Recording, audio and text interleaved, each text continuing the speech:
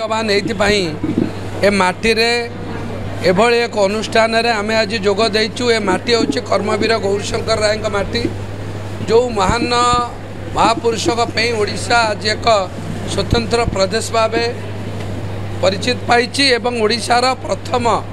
Printing खबर कागज उत्कल दीपिकार मालिक एवं से आमे से माटी आज धन्यवाद। एवं द्वितीय कथा है ओडिशार शेष प्रधानमंत्री ओडिशार प्रथम मुख्यमंत्री डॉक्टर हरेकृष्ण महताबंकर सहधर्मिणी सुभद्रा महताब जड़े स्वाधीनता संग्रामी महीयसी नारी नेत्री नाम नामित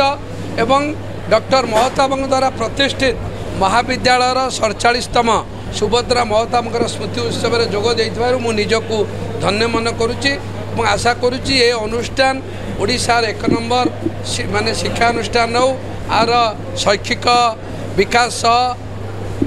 एवं भित्तिभूमिर विकास यथेष्ट परिमाण केमती आगू करा जाई परिबो सेति पई मध्ये आमे चेष्टा जारी रखिछु।